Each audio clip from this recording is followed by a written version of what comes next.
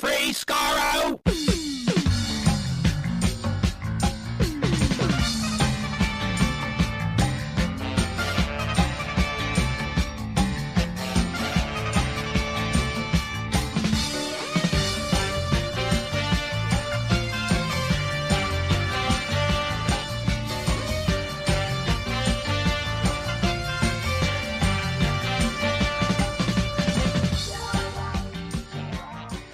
Hello, everyone. Welcome to Radio Free Skaro, episode number 928. I am Stephen in Edmonton.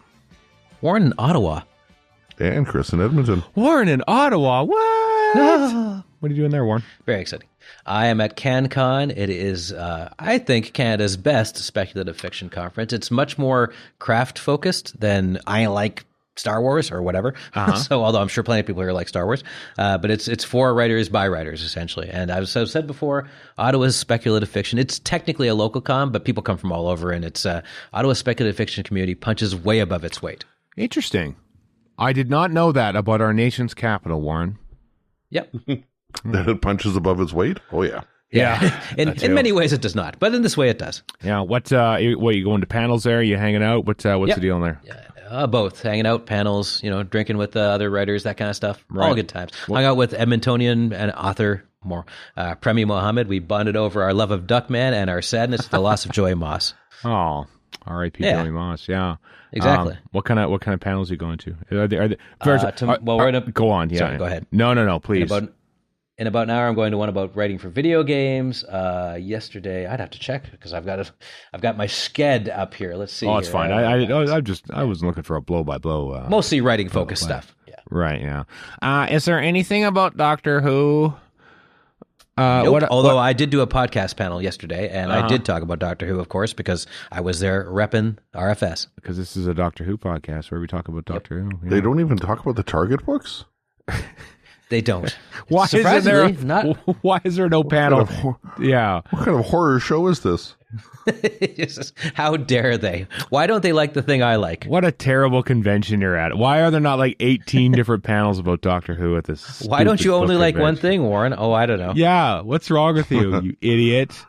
Stephen only likes one thing. I only like one thing. Yeah. One of us. Come on. I think that's definitely true for Steven. How is that true for you, Chris? You like all sorts of things. Yeah, you like a lot more than I know. I like one show, and I like looking at other shows. That's what I like to, And talking about other shows you haven't seen. A little bit. I stumbled on. There's a great YouTube's great when it comes to classic TV, and a YouTube channel added a couple series I had never heard of, but I saw screen grabs and thinking, wait a second, that's Mark Jones from the Seeds of Doom. Let's fire it up.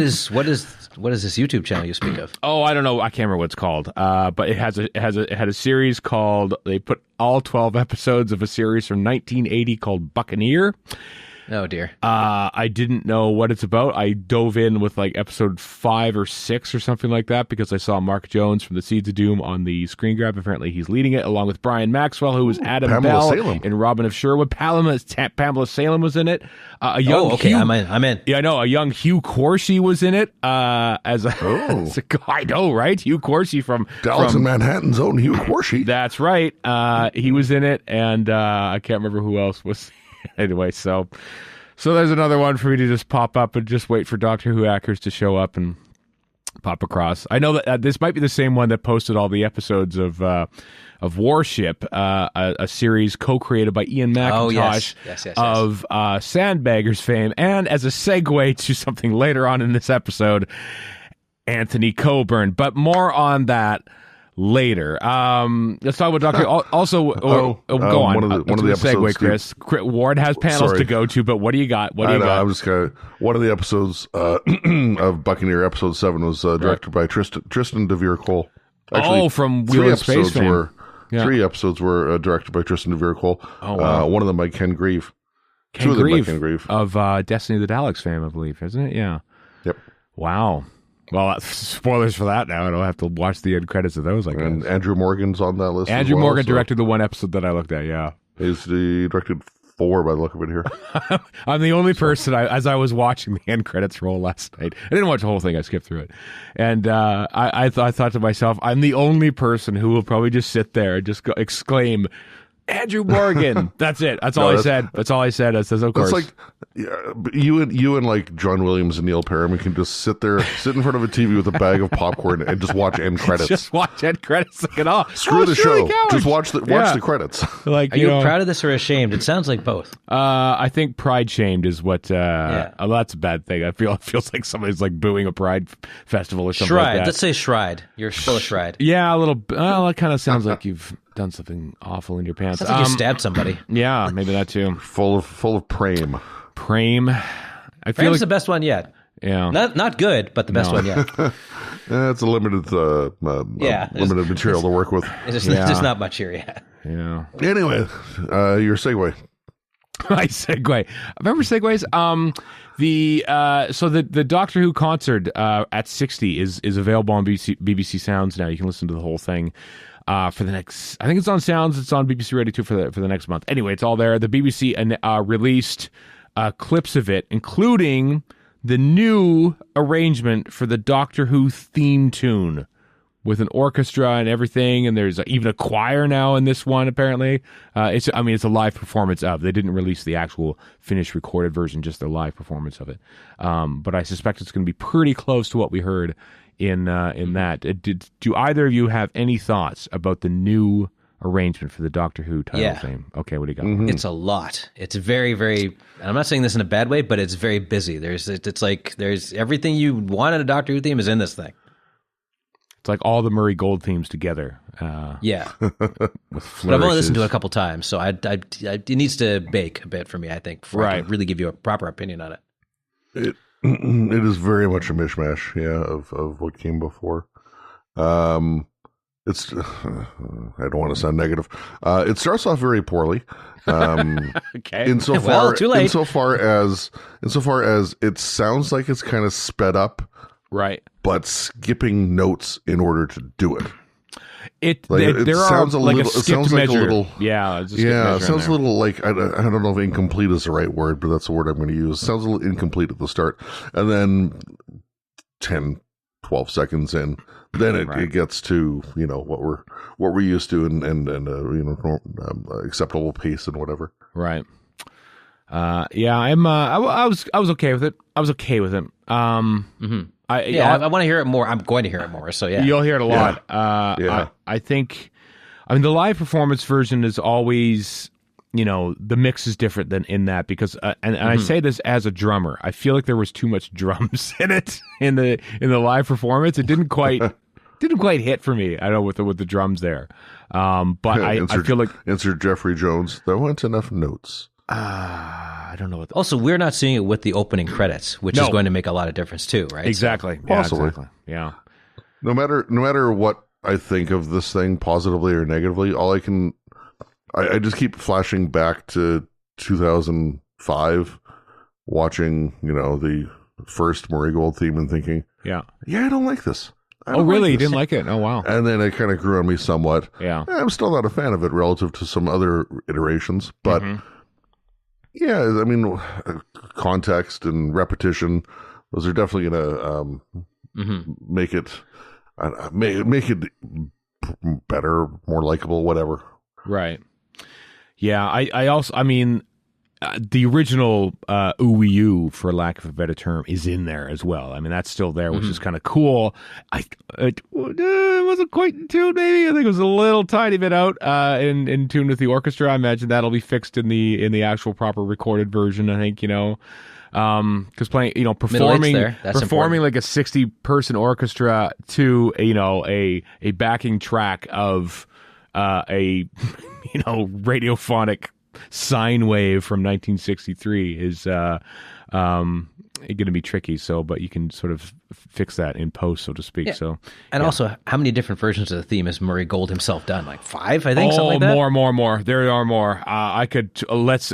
Do we have to? Yes, we do. I think the first one. I think the Eccleston was its own version, and then it got proper strings and did like the middle 8 for the Tennant. I think. Well, for 2 and 3, and then there's orchestral. Full-on different version for Voyage of the Damned, which led all the way to the end of the David Tennant era. Then we had the Matt Smith version, And then we had another Matt Smith version for season 7. That's 5 right there. And then there was a special one-off for Day of the Doctor end credits. That was different. And then back for actually series 7B, I think, had different ones. Yeah, there was a different one, I think, for the 2 different Matt Smith seasons. Like 7A and 7B. Capaldi had 2 Capaldi has his own. versions? No, Capaldi's the one. Okay. Capaldi had, so there's 8 right there, I suppose, Capaldi, and that's the last. But there was occasion, I think there was a sleigh bell over the top for one of the Christmas specials. Right. Yeah. And then with the guitar at the beginning of the 2-parter in the Under the Sea Before the Flood thing, because when Capaldi's playing the guitar leading into the credits, and the guitar is actually featured in it. So apart from those, or do you mean Magician's Apprentice? No, it was. Okay. Yeah, no, it was. I just remember like the guitar in the tank and whatever. No, it was the guitar featured on episode 4 of series 9, Before the Flood. That's what it was. So 8. I count 8 off the top of my head. I apologize for causing this, listeners. That's right. I had to go through them. It had to be done, Warren. Just had to be done. You're going to be late to your panel now because of that, but it just had to be done. And I guess say what you will about Murray Gold, but I mean, it takes a certain amount of talent to come up with 8 iterations, even if there's literally variations on a theme. Yeah, I know. Well, and 9 tons of other things that we still hum to ourselves, like 10 years later. So or as Steve and I are fond of talking about, like hockey games playing I Am the Doctor in downtime. So that's true. I listen to the whenever I watch like classic Doctor Who, especially the Troughton and Hartnell ones, because they use the full 4 bars or 4 times through of the opening before the main melody kicks in. And when I'm listening to that, I always add I hum the Murray Gold string parts to the classic series version of it. So it's I guess it's iconic in its own right. One thing I love, I love the new 15th Doctor theme. I love it. I've only heard it twice, but I really like it. It's like, it's sort of almost getting to like, that's like with the military, sort of the snare drum kind of reminds me a little bit of like the beginning of the Avengers theme, the main Avengers theme by Alan Silvestri, which I love. That Avengers. I thought you meant the old school Avengers. No. British like Avengers. like actual movie Avengers. And then just the chord progression, it's like, oh, is this going like almost James Bondy a little bit? Thankfully it doesn't go there, but it's really good. I like 15. That's really good. It definitely feels like what I imagine his Doctor to be like. I guess I didn't know. It's the first Black Doctor, and so like I wondered if that would change the theme at all. Would it be would they work in more soul music or something like that into it? But it doesn't seem they've gone that way. It seems like it's just very driving seems like and everything. He's a man of action. I mean, very actiony. Like, and I would assume he's a very young guy. They're going to be using a lot of action scenes with this very young guy. Maybe they'll have a different theme for every outfit, which means they'll have like 15 different themes. And then cosplayers will have like a different, like a little Bluetooth speaker where they play whatever theme, with whatever outfit they got on. Yeah, So I don't know, but I liked it. I've only heard it twice, like I said, and it really jumped out of me each time. So I look forward to hearing that ad nauseum. Because let me tell you, when you watch Mawdryn Who one episode a day, you realize that they've just plugged the existing version of 10th, 11th, 12th Doctor theme into this scene. Just like, that just crashed in. All right, I guess I've said it before, but sorry, go ahead, Chris. I was going to say we're about 10 weeks or so away from Shudigawa's first episode. So who knows? It'll be soon enough. You'll hear it. I'm assuming December 25th anyway. Well, I mean, you never. I mean, so RTD. I should mention this right now because Doctor Who magazine 596 came out, and in RTD's little column there, he hints at November 1st, 17th, and 23rd are all big days to look out for. None of them are specials transmission, which is starting to throw my 3 episodes and 3 nights theory out of the water. Unless Disney Plus is still thinking of doing that. This is the part that I'm annoyed by. We're recording this October 14th. We have no idea when these stupid episodes are airing. It's a month away, Well, we didn't before with Jodie's era either, so. That we're not used to. Yeah, but it's the anniversary, you know? There's 4 episodes. It's sometime before the end of this year, and we still don't know when they're actually going to be. I recall at the 50th, there was some turbulence and tumult amongst the fandom about how little we were hearing about until we heard a ton about it. Well, so I would suspect that soon we'll be hearing a ton. I think the fact that November 20th... We got the after party, so I mean, that made it all worthwhile. I think we sure did. The fact that we knew that November 23rd was a Saturday, and let's face it, as Doctor Who fans, we knew that in the 90s. We would look it up, and we just knew that the 50th anniversary of Doctor Who was going to fall on a Saturday, and there would be something special. This year is a Thursday, of course, but... So anyway, the RTD teases a lot of stuff in his column about things. When he mentions like November 1st, 17th, 23rd, November 1st is a segue, Chris, unless you have anything else to add about that. But I was going to say, I'm curious about this other thing he talked about, that this newly shot on a whim thing that was filmed last month. Yeah, they thought about what is it? Where does it slot in? I know. It's questions. Yeah. Had an idea July 5th. Sent a performer proposal to the team July 20th.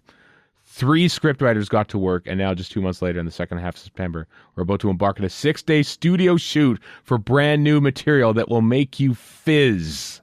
Quote unquote. Well, we'll see. Sometimes he says things fizz and they don't, like those dumb flies and whatchamacallit, the Dubai episode. I'll never remember the name of Planet of the Dead. Yeah. One thing we had a good amount of in the Moffat era that we didn't get in RTD1 is all those little extra bits like time and space and pond life and things like that. So I'm wondering if it's anything along that line. 6-day shoot, though. I don't know. Maybe it's another special. I mean, 6-day shoot. I don't know what the pace they work at is, but it could be could be multiple things. Yeah, it's a unit sitcom, all multicam. In studio. It's set in studio. Yep. So entire season shot in studio. Yeah. And the title is That Corporal Bell. Yeah. Yep. That's what it is. Exactly. Because everybody knows who Corporal Bell is. Everyone should know who. If anyone worth their salt. Yeah. Okay. Corporal Bell was in Claws of Access in the Mind of Evil. And Mind of Evil.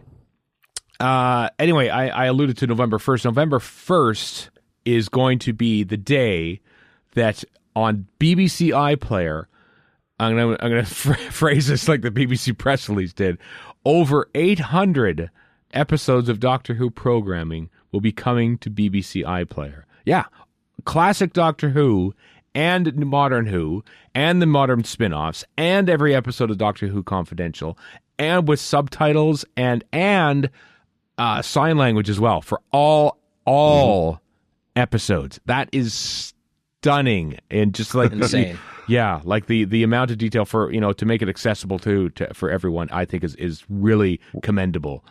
What? No binaural versions? No binaural. Only knock knock. Well, one binaural version. Only knock knock is in binaural. Yeah. To tie it back to what you were just talking about, in his column, RTD also said, when I came back to the show, there was 6 things that I wanted to have happen. Yeah. So making Doctor Who annually and whatever. But one of the things he said was having everything from the show's history on iPlayer. And I found it really amusing that, he made this, I'm not going to say demand, but made this request, whatever. Right.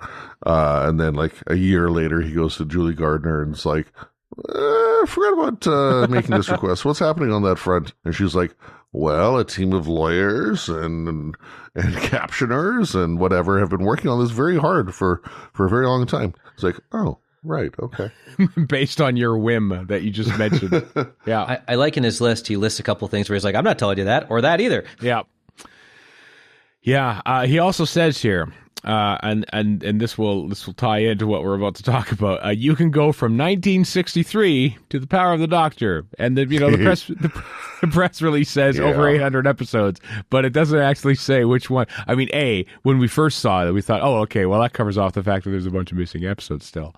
But B, An Unearthly Child is being cast into doubt about it actually appearing on iPlayer because the son of Anthony Coburn, the person who was credited as writer for the first 4 episodes, is a character. Opinionated. A character. He's opinionated. he's got opinions, and he's He's apparently fighting with the BBC to try to get royalties or demands or some sort of thing from the BBC, and he's not pleased with it. And as of recording right now, and mostly just based on his...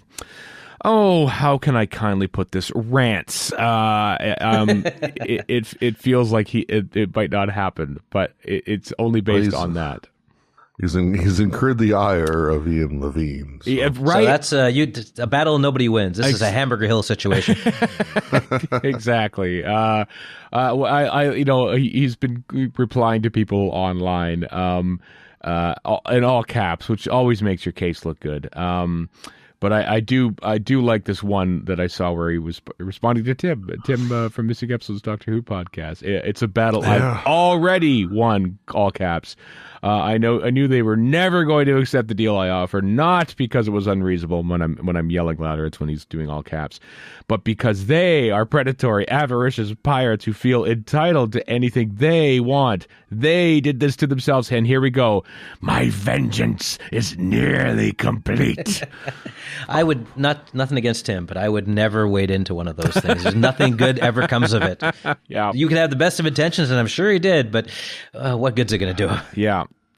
This is in response to him saying apparently the BBC have told him that the first story, aka the Tribe of Gum, is what he calls it, because I think that's what Anthony Coburn called it in his original draft.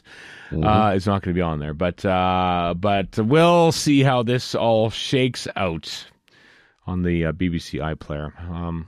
Yeah, so that's fun. But anyway, this is why people are dancing around the fact that they're not mentioning you can go from an Unearthly Child all the way up to the Power of the Doctor, because they're not quite sure yet.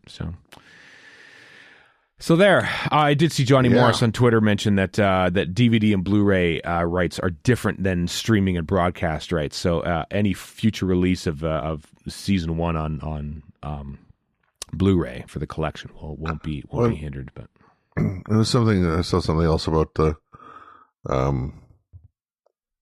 VHS release having some bearing on what it can be called, because it was the first home video release or something, or like some BBC copyright. It has to be called an Unearthly Child and not the Tribe of Gum, something like that. And yeah, Tribe of Gum was all over the working papers and whatever. Right. But and then it was Fandom who decided that change had to be made in the 80s or some such about the titling of it. Oh yeah, because originally it was the mutants for the Daleks and inside the spaceship, and so like what we call things now is not necessarily what they've always been called. And I know you're fond of pointing out, I think it was Doctor Who magazine always calls it the mutants. Always calls it the mutants for story 2. Yeah, that's not gonna happen. I'm not gonna make that. Stop trying to make the mutants happen, Doctor Who magazine. It's not gonna. There is a story in 1972 now called the Mutants. You have to just lose it. Take the loss on that one. All right.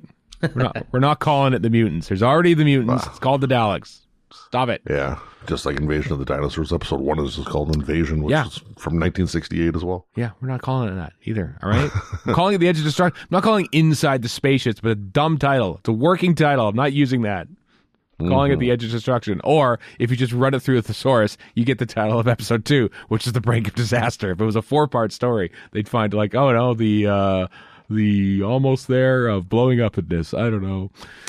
I would watch the almost there of blowing up in this. Yeah. I totally would. Okay. Well, episode 3 coming to BBC iPlayer, but potentially not. The long lost and fictional. Yeah. Episode 3. Exactly. What you probably won't see is all of classic Doctor Who on Disney Plus. And honestly, given the state of the streaming industry, each day, I'm not surprised. I'm growing more and more convinced that Mawdryn Who won't be there either. And I don't know. I suspect that it won't be same day. I mean, that's not based on anything, but just a guess on my part. But if it's coming out on Saturday, which it probably is on BBC, on the 25th, maybe. What impetus does, other than pleasing us, and who cares, does Disney have to do it? Like, they could just put out whenever they want. They usually put out, that too. Like, they usually put out Tuesdays or Wednesdays or whatever. I suspect it'll come out a couple days later. Just that's my gut reaction. I know. I think it'll be a lot closer than that. I mean, transmission days is different than dropping days. What if, I mean, this is me kind of wish casting, kind of thinking, what if it drops an iPlayer on the 23rd and it's broadcast on like the 25th on the Saturday? That's true. Because this is what things are doing now, That's what Australia did. They dropped it on iView. Yeah. On Sunday morning for them, and it was on Thursday night? Yeah. On broadcast. ABC. Yeah, I'll find out in a month. I feel like there's a line to be drawn now, increasingly between dropping on iPlayer and airing for broadcast. I mean, Ghosts, the most and last series of Ghosts, premiered October 5th, I think it was. All 6 episodes dropped on iPlayer. I hope they don't do that. They won't do that for Doctor Who, but it just shows that the BBC is thinking, well, put stuff on iPlayer, but like the actual airing is becoming less and less important, which is good because that's literally how the entire industry is doing it. And I don't want Doctor Who to become like, oh, where are we going to air it? After Strictly, before Strictly, on Saturday nights or something like that. Is so 2007, and I'm done with it. You know? But that's the BBC. I mean, like, sorry, go ahead, Chris. I was going to say, I mean, BBC 1 and 2 stuff. Sometimes everything will drop at once. Right. Ghosts being a good example. But when it comes to stuff like BBC 3 content, it's seemingly, at least from what I've seen, pretty typical that everything just drops at once. But BBC 3 is also a completely different animal. Yeah, it is. Yeah. Especially with its whole online shift and broadcast shift and whatever. Sorry, Warren, go ahead. No, that's okay. I'm just of the opinion that while Doctor Who is our number one priority, it is not Disney's number one priority. It is a priority, but it is one of several. And so, they're going to worry more about Star Wars, Mandalorian, any number of Disney things I don't know about that are popular before they worry about Doctor Who, right? And so we'll see them care about it, but not as much as we think they should. No, but the fact that they had the announcement for this was in New York on ABC, and then they had a big thing for Ncuti Gatwa was there in New York the day of. Like they were really involved in the launch of this. But also pre-strike, pre-streaming generally bottoming out. So who knows? Also true. But I mean, there's no real obligation to put, like, we just assumed that Modern Who would just show up there, and I'm becoming less convinced that. Yeah, me too. That 2005 to 2022 Doctor Who will just happen to show up. It might. Yeah, I don't think it'll show up before at all. I think it'll show. If it's going to be there, it'll be in 2024, leading into Ncuti Gatwa's first season. But there's no reason to put it on now because you don't want to launch with something you don't actually have any input into. Because I think Disney Plus probably put like Muppets stuff, like original Muppet content on there, and then they put the Muppet Show on, from the past, the 1970s. Mm-hmm. And like you're saying with lawyers, there's probably a whole bunch of that to do if you're showing it worldwide and America. So. Yeah. Mm-hmm. So, Canada hasn't had a home for Modern Who all year. It left Crave, January? And it's I think so. Still there on HBO Max, I think. I haven't checked in a while because I can't really watch it, so it's tough to check a website about it. But, I don't know. I don't know what the status of Modern Who pre-14th Doctor is going to be right now. Who knows? To coin a phrase.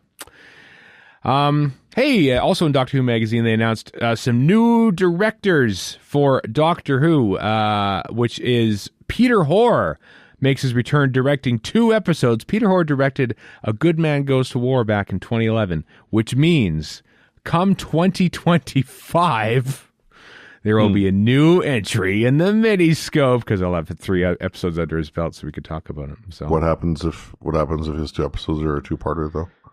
Oh, you know what? I think the lines Keith Boak rule applies. The lines are getting blurred so much when it comes to Modern Who that we might have to revisit the Keith Boak rule. I think I don't know. I'm just starting to think about it. Oh. Just saying. We'll have to look into it. Also, Alex Pillai is going to be there too, directing episodes. A name that sounded more familiar than it should to me, and I looked at his IMDb. He's directed stuff I think he directed Bridgerton and some other things. So. Mm-hmm. So there we go. He's done some big profile stuff. Yeah, has. Yeah. So that's kind of cool. Yay directors. I also I forgot to mention that there's a documentary called "Who Are We? Doctor Who: The Classic Years," audio documentary coming to BBC Sounds on October 21st. Or October 20th. It says Friday, October 21st in the BBC article, and that's not press release I linked to says Saturday the 21st. Saturday the 21st. Okay, good. Perfect. Yeah. All right. So there we are. Also, there's an electronic magazine, issue 106. Has a profile on the Radiophonic Workshop and a little 7-inch single, which has like some Dalek sound effects and music and stuff, and some Dealey Derbyshire stuff on the other side, like included in a silver vinyl disc. Things in the magazine, like you used to get back in the day. No, I think it's an actual proper. It's an actual, yeah. Oh, I see. Not like the flimsy little Absalom Duck Dalek Hunter record that you got in issue. I got one of those as a kid, and I thought it had to be round, so I started cutting around it before realizing it was a record player. I was like 5 or 6. I didn't know any better, right? So. I was going to say, it's pretty cool to get the square ones. And wow, they still somehow play. Yeah, I know. And there's like flops around. And like, yeah, amazingly that thing still played. But we need to go back. We need to go back. God, please don't. Your kids, they're jerks. Yeah, please don't. Also, by the way, we have part 4 of our Mawdryn Undead commentaries coming up. We didn't have time to talk about that off the top, but we finally finished our Mawdryn Undead commentary. How about that? It only took us months. Because stuff keeps happening. That's a problem. Also, pre-order is available now for Outside In Regenerates, an ongoing series from Stacey Smith has been edited this. I was in one of them. But don't let that scare you off by the fact that a series like this would allow me to have a column in there. But Outside In Regenerates new 163 new perspectives on classic Doctor Who stories by 163 writers, one of which includes you, Warren. Yes, indeed. So you have to take a different look at a story. It can't just be a recount or a review or whatever. Right. So for mine's about the robots of death. And since I've always said that the Sand Miner is basically Studio 54 in space, I take it from the perspective of a gossip columnist who is on the ship while the crisis is happening and people are getting murdered. And he's commenting and getting drunker and drunker and drunker and more ribald as he goes. Right. So in the space of about 2 or 3 pages, bad things happen to him. Let's put it that way. Right. It's like Liz Smith doing her. Exactly. Liz Smith, yeah. For the New York Times, I think, for a long time gossip columnist. Yeah.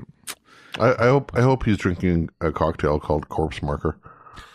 No, a course marker is involved, but he is drinking a cocktail. I can't remember what I called it. I got the email saying, "Oh, your thing's going on." I'm like, I forgot I wrote this because it was a couple of years ago. Right. So I don't remember most of what I wrote, but I did a quick scan and it seemed okay. Mm-hmm. Well, fun. Well, that comes out. You can pre-order is coming out November 23rd. What a date! Is when that's coming out. So pre-order is available. Links in the show notes. RadioFreeScaro.com. Also, we're waiting a pre-order link, but Dominic Glynn has been teasing this on his social media page. But Survival remixes, his remixes of his score from Doctor Who Survival, the last story of the classic era, are coming out November 24th. Pre-order will be live on Monday. I'm assured that Dominic will share the links on his socials, and we'll retweet those. I love his remixes of stuff. His stuff for the Gallifrey ones from the Trial of the Time Lords were good. The Happiness Patrol one he did. Ravlock's remixes I really enjoyed. There we go. Yeah, me too. Called. And I've always loved his score. It was his score in Mysterious Planet that got me interested in that just making music on keyboards and stuff like that. And then I saw the documentary for making Silver Nemesis and seeing Kev McCullough actually play a keyboard, and I was able to put the two together and says, wow, I could use a keyboard to play Doctor Who music. And your young little 80s brain exploded. It did. Without cocaine. It did indeed. So, yeah, I'll be totally getting that. So, Survival Remix is coming 24th. Pre-order on this week, Monday, by the looks of it. And finally in the news, big finish. There's a Christmas special. It's called Doctor Who, the Eighth Doctor Adventures in the Bleak Midwinter. It stars Paul McGann, who's great at everything. It's a festive season with Santa Claus on there and chocolates and Big Ben. I'm just looking at the cover art and cars. He's holding a thing or something like that. But Christmas cracker, that's what he's holding there. So, yeah, 3 stories across. Looks like a thing. Panther or something. What? On the cover, looks like a panther.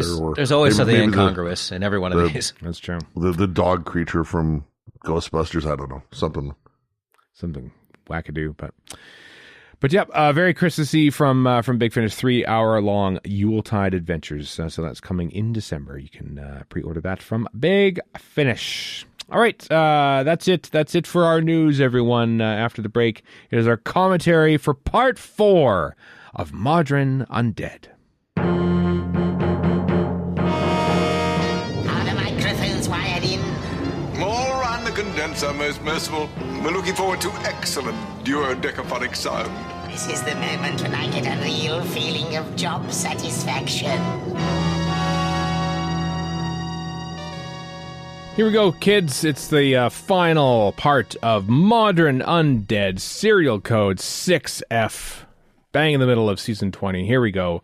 Hope you got your legally purchased Blu-rays, DVDs, and VHS copies of this here, because we're going to watch part 4 of Mawdryn Undead together in 3, 2, 1, play.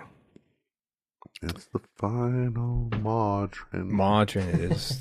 It's the 5-ish Doctors. I'm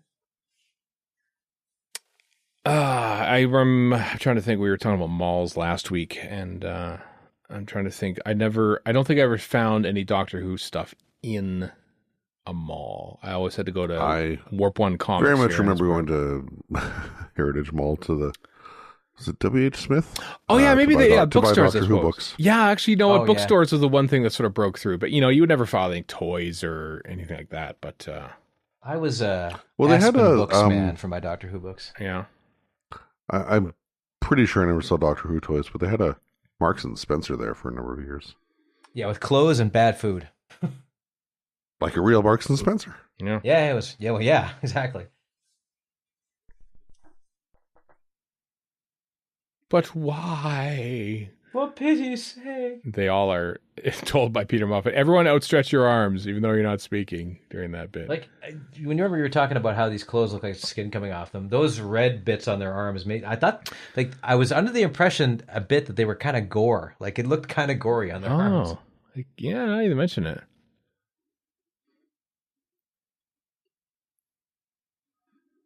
Please murder us. And like they evolved the headbands too, or did they just pick these stuff up along the way? We just didn't see it. It's very odd. These are all. They stopped at Party City. Yeah. These are all botched clones of Bjorn Borg. Bjorn Borg noted he retired around this time, like at the age of 26 or something. He's very young when he retired. I think so. Yeah. Yeah. Don't ask me why I remember that, but my plans are in Hazard. I was gonna say Hazard County, but the Black Guardian loves to use $10 words. He's kind of like talking like snooty Yoda, basically. $10 word. My plans are in Hazard County, folks. Dukes of Hazzard, another childhood obsession of mine. Yeah, with the problematic rooftop. Oh, and yeah. probably everything else, and Horn, and probably the stuff I'm willfully forgetting. Well, you know what? What's the theme that the horn plays anyway? I never actually knew. Dixie, I believe, isn't it? Yeah, it does. Yeah, that's what I know the theme. I just didn't know what it meant. Yeah, the Dixie, not the theme, not the theme song. It's not the anthem or anything in the Confederate States, but I thought it was. But maybe it was. You know what? It probably was. Everyone was just so. We're just. Here's how much. Yeah. Sorry. Go ahead. No. Just talking about the revisionist history of the Civil War that was happening in the 70s with your Southern Rocks and your Dukes of Hazzard. True, So it's like, we're just standing up for the South. We're just going to overlook the racism and slavery. It's like not to get. Well, I'm going to get political. Like people who support Trump now, I'm like, you do realize he's a traitor who committed treason against his own country, right? Like this is you saw it happen. No, first 12 notes of the song Dixie. There you are. I don't know the song, but okay. It is played, interestingly, in Starship Troopers, where Paul Verhoeven knows exactly what he's doing, and everybody is equally fascist in that movie, because it's a satire, and they have a black guy, playing Dixie on a violin, and it's sort of a sly commentary about the whole thing. Dixie is from 1859. That tracks. That's about all we need to look into on Dixie, tracks, I think. Yeah. Bit of a wobbly camera move there, but that's right. You try wheeling those things around. I just assume anything created from Confederate culture is automatically garbage. Yeah, like I think you're right. Hazard? Mm-hmm. Yeah, we mentioned the Dukes of Hazzard, of course, but it's also garbage. Let's be honest. Well, I'll tell you what. Full confession time. It was on sale on iTunes a while back for like 50% off, and I thought, you know what, doing it. Bought the whole thing. Bought the whole thing. You're in the Warren. Coin Shows. Advance seasons? I bought all of them. Every single episode. I own every single episode of the Dukes of Hazzard. I used to you watched love any of that them? show. No, I haven't watched them yet. I'm basically banking up for like the last 10 years of my life. I'm going to read some books. I'm going to watch the Dukes of Hazzard. When you take a hard right turn, look what they took from No, us. no. I just thought, it's one of my earliest TV memories. I thought, let's go out watching it. I'll also I'll find Wonder Woman again or something like that because apparently that was one of that the I can earliest things. back up. Linda Carter in the 70s? Yeah. Absolutely. So, yeah. G-Force or Battle of the Planets. I always called it G-Force. Gotcha. Excuse me, it's scientific name to force Gatchaman. Sure. I'll watch I've that. said this before, but I the once- Japanese I- version is hilarious. Yeah. It is. I almost did that once upon a time with friends when they had the whole 10-year run for like $30, Right. but I did not buy it. I would not. Yeah, I did it for Dukes of Hazzard. Honestly, if I'm still holding out hope that one day they'll rummage up enough money and HDify DS9, Star Trek DS9. That would be great. And then I would buy that. And so Oh, that's, absolutely. In a hold your heartbeat. no, I'm not going to hold my breath on that one. But it's what that hope is what's preventing me from buying. Although maybe if I buy it on iTunes, I think, oh wow, people are buying this on iTunes. Maybe we should put some money together and finally do this in HD. And they would. The thing but is, they won't. if they're going to do that, they should do that and Voyager together. Like, enough of this screwing around. Just do it all at once. Because Well- they're all shot on 35. So Well, I know that, but I don't know if you saw the wonderful movie What We Left Behind. I did indeed, yes. And the complicated fact of that is that like all the film rushes are like unnumbered in a bin somewhere in LA, and all the and that's- audio is like off somewhere in New York, and like all the effects are made in SD and are on videotape because they Yeah. transferred to that for editing. So like there's multiple different formats, and it would just take so much work to do Yeah. 170 odd Completely in episodes. hypotheticals. Yeah. That if for whatever reason, let's say whoever's in charge of Paramount is a huge Star Trek nerd and they decide, I don't care if this makes a dime, we're Mm-hmm. doing it, then you should probably do those two together because they're on film. Yeah, I agree. And nobody says anything about Enterprise because we don't care about Enterprise. Well, it's shot We on don't want that. HD, right? So you And couldn't. was Enterprise shot was- HD? I know it was shot widescreen, but No, maybe it was just transmitted HD. Maybe it was the first HD show. yeah, it's Because in that weird time that was like bridging. We were in Battlestar Galactica was shot widescreen. in AD. Yeah. It shows sometimes. 'Cause It it's was- a bit sorry. grainier than it needs to be. What was shot in? What was BSG shot in?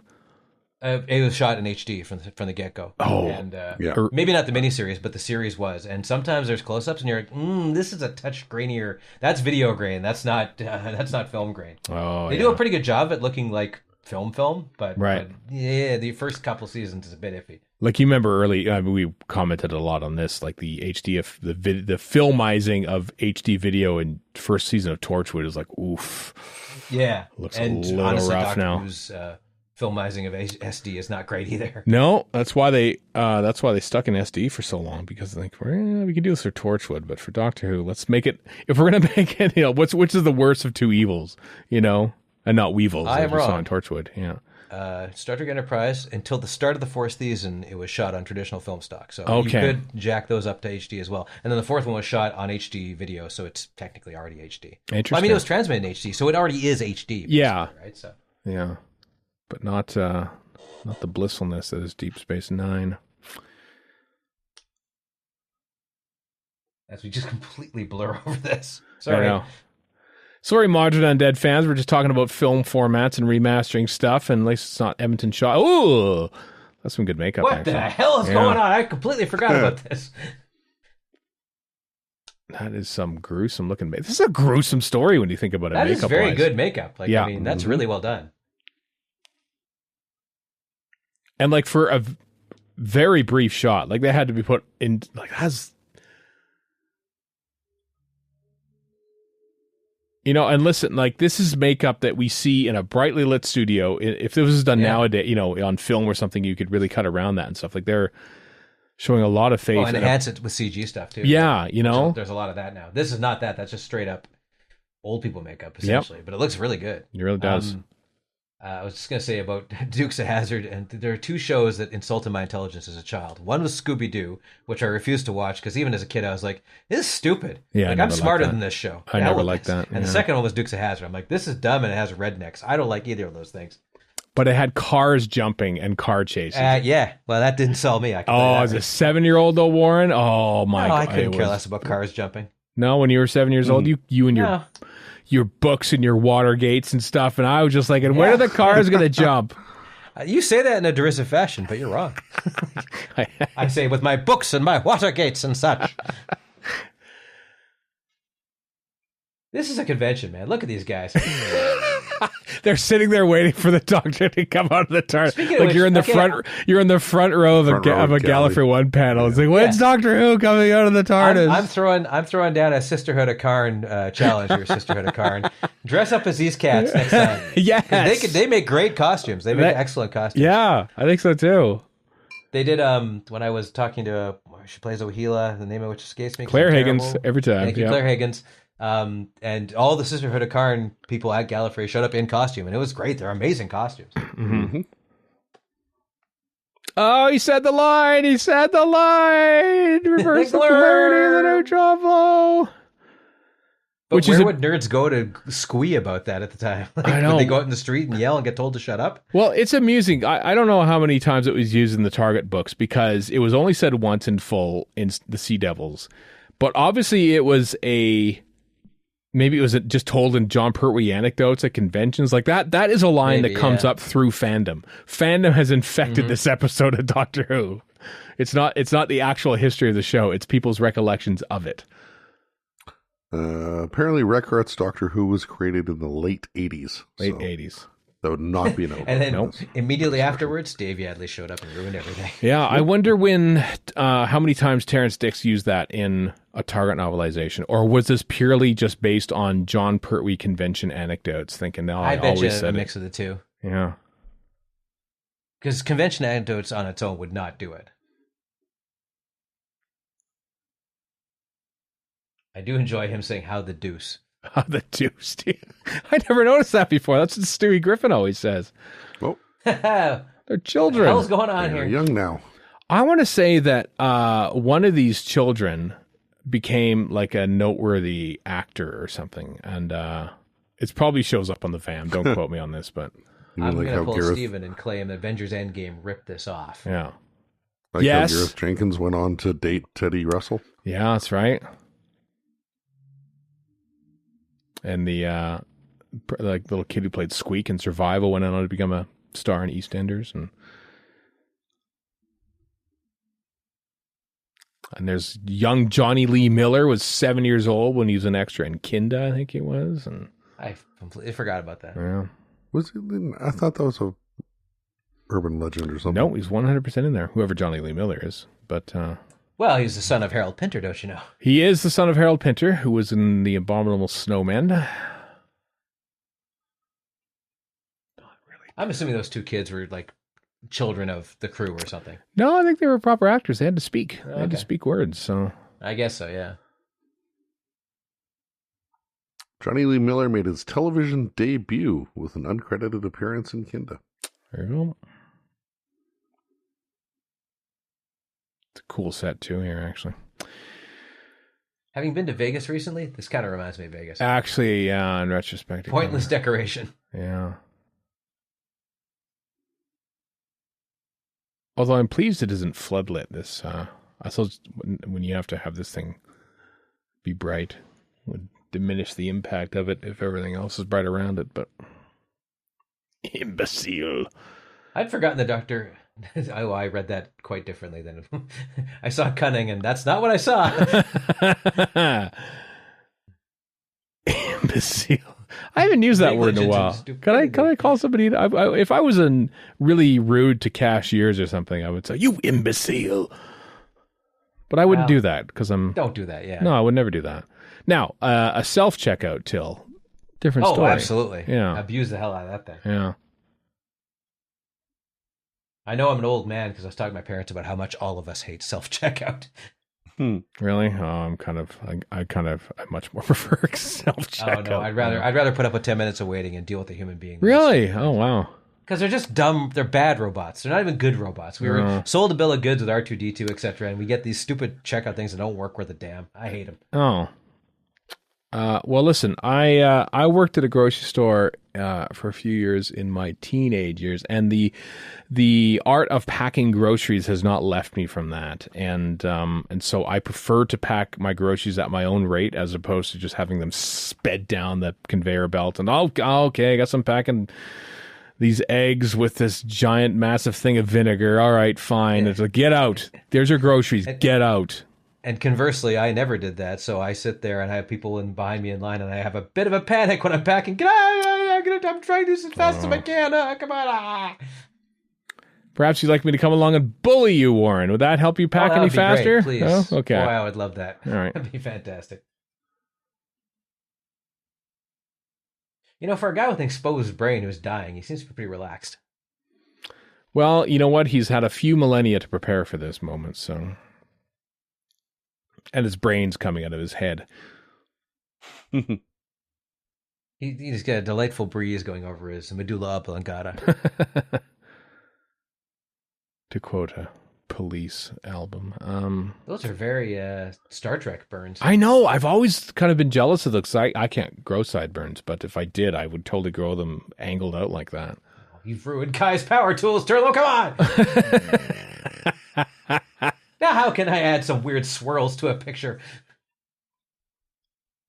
Oh, that's not Turlo. Never mind. No. Disregard.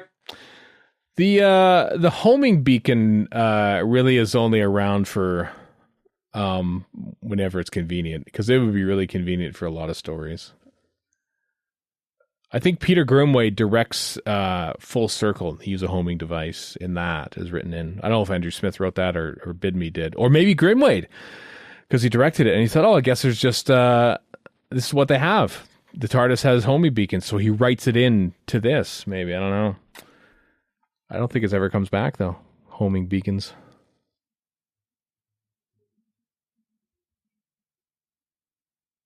This is quite the parade we got going on here. I know. Solemn parade it is.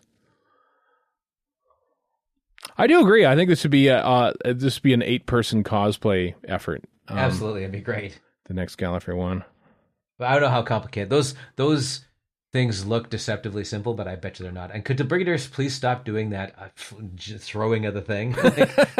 It's just okay. We get it. You're an actor. You need your little trope. But stop doing it every scene. Right. Yeah, maybe he forgot. Maybe they shot like those 2 scenes like 3 days apart or something. A bunch like of that. different days. Yeah, that's what I was thinking too. I do like that there is a. I'm still enamored by the Saturn motif. This guy looks quite afraid. I know. Life I force thought that dying. will shame the life force. No. These 2 guys get lines. Good for them. Whoa, poor Doctor Who. Isn't this basically what River Song did to give up her regenerations? I think so, wasn't it? More or less, yeah. Or golly, I don't remember. I remember this, Warren, and I don't remember things that happened recently. It always drives me a little nuts when I see Doctor Who playing fast and loose with regenerations. I'm like, no, it has to be a certain way. I know, you can, like Capaldi and Lie of the Land. Was like, no, you can't just fake a regeneration. That drove me crazy. Like, that's very careless. But then also with Romana too, just throwing away 5 regenerations for no reason. Right? I have to think that it's kind of like, here's your new project, and it's just sitting there with the asterisk on it until you hit Command S, and then, okay, now you've saved it. Now it's locked in, yeah. I mean, we're making sense of absolute dribble, so I mean... That's true. And speaking of things that got me wound up for no good reason... here, where the Blinovich limitation effect is in, right, and it works, right. And there we go. And then later in the Mawdryn series, I think they even name check the Blinovich limitation effect, but it never actually happens. Day of the Doctor is Blinovich as hell. I don't think they do. They don't name check it, but I remember in the first time we see it is in Big Bang. No, not Big Bang. It's Big Bang. You know the one I mean. The very end, the very last episode of, I keep wanting to call it Parting of the Ways. Why am I forgetting the name of this? The last episode of Series 5, where young Amy and old Amy go, right, yes, and they even say, like, don't touch the baby in Father's Day. But even in Day of the Doctor, where the curator and 11 shake hands, I'm like, oh God, no! Yeah. Even though 2 other doctors, including one who was secret, have been hanging around this whole time. No. That's called me hanging on to nonsense. Yeah. Anyway, I think just to be safe, listeners, if you're ever, traveling back in time and you do happen to meet yourself at a younger age, do not in any way touch yourself. I mean, that sounded rude, that's but just good general life advice. Just like. But also, like, traveling back in time and meeting yourself has just got to be fraught with absolute chronological perils. So just don't do it. It sounds like a bad idea. Well, stay as far away from yourself as you possibly can. Like whenever I open up Facebook to clear my notifications and it pops, oh, here's what happened like 6 years ago. I'm thinking, oh, what a dumb thing for me to say. What am I doing? I was an idiot. And that's me like 6 years ago. It's like, why would I meet myself 26 years ago, I mean, the reason Bookshelf Doctors is just to clear that crap away. So it's nothing but dolly nonsense. Right. It worked too. So, take that, Zuckerberg. You can't beat me. How can you make a metaverse, you big dummy? Or accurately me 6 years ago. I didn't even have a chance to be stupid. Exactly. And yet we have to be in your your cartoon boardroom. Yeah. Your boardroom in Khartoum, your secret metaverse. In the Sudan, yeah. Exactly. That's it. I mean, you could have just shot these guys 2 episodes in and solved everyone's problems. No, because they would have reformed as worms or something like that. Also, I'm advocating murdering a whole bunch of people, so that's probably not the best idea in the world. It's true. Yeah. That looks like a plastic jug of water up on top of the thing there. You know what I mean? Like, it really does. Yeah. Also, we're not going to see it again, I don't think, but there's a sort of modern art piece that looks like a tribute to paperclips behind them. A tribute to paperclips. In that main room with all the different like gold stuff everywhere. It's true. It's brought to you by Staples. It was like Staples and Microsoft teamed up with Clippy there as to cut the red ribbon on this new public art display. Sounds like you're opening a public art display. Can I ruin that? Yeah. This guy's familiar. We've seen him in something. I can't remember where though. He's Brian Blessed's son. Dr. Runciman. I can't remember the actor's name, but I think he was in another Doctor Who episode, and I don't remember which one it is. Don't at me. I'll find out later if I want. He also looks a little like Philip Seymour Hoffman. R.I.P. He was Francis Bacon in The Chase. There we go. Look at that. I thought that he might have been something. Roger Hammond is his name. Roger Hammond. Inventor of the Hammond organ. He's also in some Big Finish. Oh, okay. Wow. Francis Bacon in The Chase. Can you imagine this guy wasn't there? Like, the Brigadier's just lying there in a graveyard for like days on end. He'd be dead. Well, I found the bathroom. We don't have a bathroom. Oh, well, huh. Never mind. Up real good. You might want to delete that room later on. Yeah, I made it into one, really. Yeah. And also those wicker chairs, don't even bother hosing them down. Just fire. Just set them on fire. into the middle of the universe. Yeah, just best left unsolved, really. Oh, he's looking sneaky as Strixon. Old sneaky Strixon right there.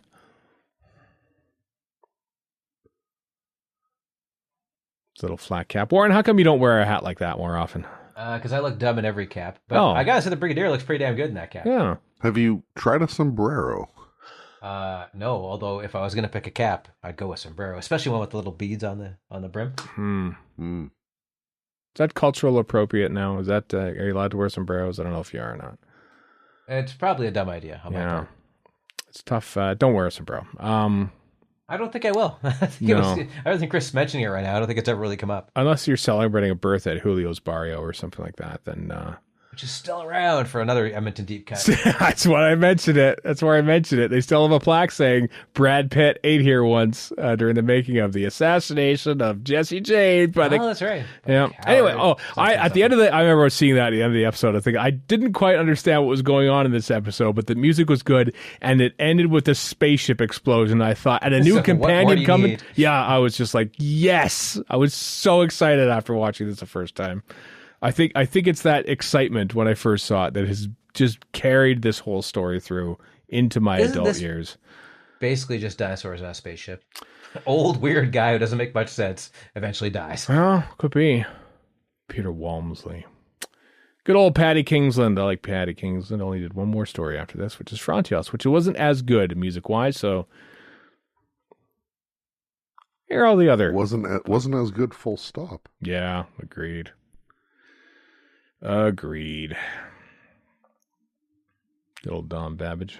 Studio lighting, as always. Sheila Wells. I think Sheila Wells went on, I don't know if she was married to Gareth Thomas from Blake 7 or just had a relationship. I can't remember, but there's your scuttlebutt there. Peter Moffat. Episode 166, you said, Chris, is when we did a miniscope on. Yeah. Can't believe we've been doing to me, miniscope seemed like a relatively recent thing that we've done on this podcast. We've only been doing welcome to age for 850 episodes or well, that's because the 90s were only 10 years ago, as we all know. That's a good point, actually. That's a good point. Anyway, I hope you enjoyed Mawdryn Undead with us there, kids. This is always exciting, where we choose the next commentary from classic series. There are also a smattering of modern Who episodes that we haven't done yet either, so those are in there. So Chris has got the randomizer all ready to go. You ready to go there, Chris? Oh, yes. Okay, well, begin the spinning of it now. There we go. It's going right there. Away she goes. It's been a while. We did, what did we do? Lie of the Land was the last one. No, we did Planet of the Giants. Planet of the Giants was before this, and then Lie of the Land. Last time we had this open was mid-January. Wow. As we record this. Man, so we're like 5 months in between recordings right now, so. Yeah, 4.5, yeah. Yeah. Who knows when the next one will happen, but when it does, it's going to be this one, Chris. Stop. Well, sticking with Peter Davison, The King's Demons.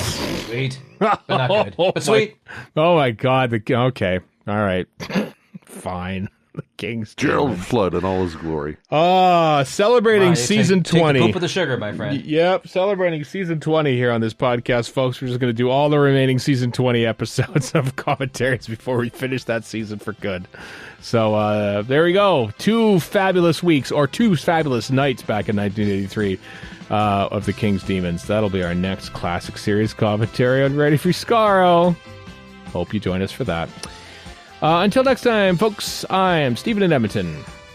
Warren in Vancouver. And Chris in Edmonton. So long for now.